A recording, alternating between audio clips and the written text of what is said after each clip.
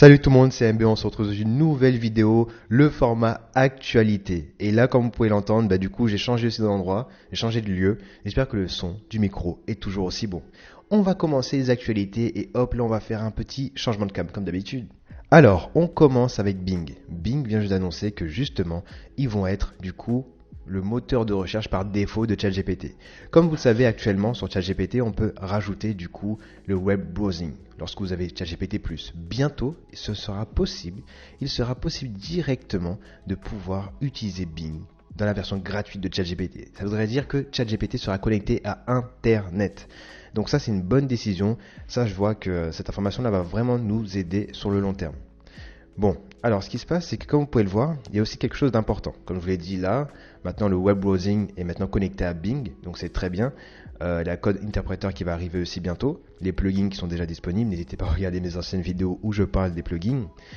Alors, ce qui était intéressant aussi de voir, c'est que ici, il y aura énormément d'intégrations qui vont arriver bientôt. On peut voir aussi Adobe, on peut voir Kayak, ce qui est déjà le cas pour Kayak, mais Adobe ça va être bientôt. Canva.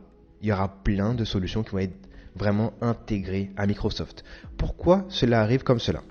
Ce qui se passe, c'est que actuellement, Microsoft a annoncé qu'ils vont ajouter directement l'IA sur Windows 11 en mode copilote. Donc ça voudrait dire qu'il pourra, du coup, oui, voilà, je voudrais créer une image, etc., etc. Il va pouvoir le faire depuis directement les logiciels Windows. Ça voudrait dire que on est vraiment dans une ère où on va pouvoir utiliser l'IA beaucoup plus simplement qu'avant. Comme vous pouvez le voir aussi, du coup là ça c'est les plugins qui étaient déjà existants, mais c'est vraiment une révolution parce que là vous pouvez le voir là dans la petite vidéo que je vais vous montrer. Ok, donc là c'est une version de Bing. Ce qui se passe c'est que là on peut voir du coup comment Bing réagit. Là c'est ce qu'on peut avoir actuellement, c'est vraiment cool. Là il y a pas mal d'améliorations si vous regardez bien. Waouh, regardez, c'est génial ça. Instacart. Ok. C'est très puissant. Donc ça montre justement que là, nous allons avoir du coup les plugins directement dans Bing Chat. C'est vraiment une avancée énorme. Et avec les intégrations qui vont arriver juste après, ça a l'air vraiment très intéressant. J'ai hâte de voir l'intégration par exemple avec Bing et Spotify. Bing et TripAdvisor. Ça va être vraiment intéressant. Trello aussi. On peut voir Trello. Est-ce que vous vous rendez compte que là, ça va être vraiment, voilà, je dois préparer quelque chose. Ah, il faut que j'ajoute sur mon Trello. Ah, il va se passer ci, il va se passer ça. Je vais la rajouter sur mon Asana parce que je viens d'avoir l'information. Ça va être vraiment très puissant ces intégrations-là. Et c'est vraiment pour pallier du coup l'arrivée de Google. Bon, on continue parce que du coup, côté Microsoft, il y a énormément d'informations. Alors, la gouvernance de la super intelligence. Bon, on parle de AGI quand l'IA serait capable de pouvoir agir comme un être humain, mais la super intelligence, c'est justement lorsque du coup elle a dépassé le stade de l'AGI. Là, ça justement, ça c'est des choses des questions qu'on se pose actuellement, et on commence à se dire bon, pour éviter que tout cela aille dans le mauvais côté, on va faire en sorte vraiment de parler tout de suite des réglementations qui sont possibles à mettre en place. Donc pour résumer, là ce qui est écrit ici, c'est que la collaboration sera vraiment le plus important. C'est pour ça que là on appelle vraiment à tout ce qui est vigilance, tout ce qui est justement comment on va régulariser toute cette partie-là pour pouvoir du coup éviter que cette super intelligence soit incontrôlable. On va voir comment ça avance. N'hésitez pas de toute façon à vous abonner à la chaîne parce qu'il y aura beaucoup plus de contenu où on va voir justement comment cela avance ou directement sur mon Twitter. On continue avec les actualités côté ChatGPT. Bon, la nouvelle actualité aussi, c'est le fait que ChatGPT a maintenant une application mobile disponible sur l'App Store seulement pour le moment. Comme vous pouvez le voir, c'est une autre interface. Ok, je sais qu'il y a énormément de personnes actuellement qui font en sorte d'utiliser ChatGPT directement avec un raccourci en mode application, c'est cool, mais c'est pas la manière la plus optimisée d'utiliser ChatGPT. Personnellement, moi je pense que là c'est une bonne solution parce que c'est aussi le moment aussi de se dire que voilà, là je vais utiliser une application qui est officielle comparée à d'autres applications actuellement disponibles sur les stores et qui ne sont pas officielles, donc vous pouvez perdre vos données, peut-être qu'ils vont vous demander de payer un abonnement, etc. Ce n'est pas bon. Ne les utilisez pas. Là vous avez une application qui est vraiment officielle. Je vais vous la mettre dans la description, comme ça vous allez pouvoir l'utiliser très rapidement. Pourquoi je vous dis ça? Parce qu'avant, normalement, elle était indisponible en France. Mais là, comme vous pouvez le voir, hop, là, voilà. Elle commence maintenant à être disponible en France, Croatie, Allemagne et d'autres pays comme la Corée du Sud. Avant, ce n'était pas le cas, mais au moment où je tourne cette vidéo, maintenant c'est possible. Donc n'hésitez pas à aller l'installer. Vous pouvez même mettre pause et aller l'installer maintenant, ça peut être cool.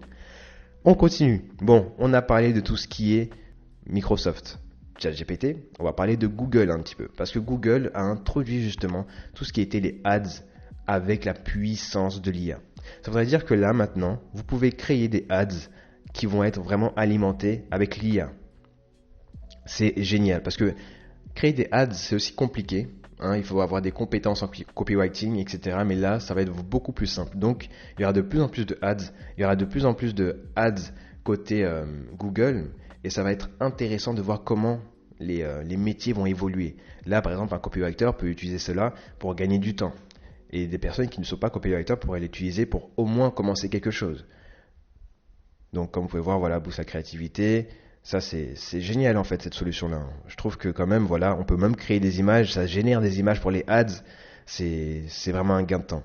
Vous avez pu le voir avec des effets. C'est cool, c'est vraiment cool. Là, on a une petite vidéo qui nous montre exactement comment ça fonctionne. Donc, c'est génial en fait. Ça va vraiment être un game changer dans les semaines à venir. Alors, on reste côté du coup développement d'applications mobiles. Il y a une nouvelle application qui est sortie, c'est Character AI, qui te permet, donc si tu as regardé ma vidéo qui sera disponible juste en haut, qui te permet justement de pouvoir parler avec une personnalité qui est soit physique, soit digitale, comme voilà, on peut parler avec Tony Stark, on peut parler avec des personnes qui ont existé juste avant, des présidents de la République, on peut parler avec tout type de personnes et du coup avoir un échange avec eux. Ça c'est vraiment utile parce que si tu veux avoir par exemple un devoir de philosophie, tu peux parler avec Aristote ou tu peux parler avec Marc Aurèle, etc. Actuellement, il y a quelque chose qui est en train de bouleverser le monde des photographes. C'est Dragon. Dragon, actuellement, peut vous permettre donc de créer des animations de photos très très très rapidement. Quelque chose qui aurait pris du temps en tant que photographe. C'était complexe, c'était long.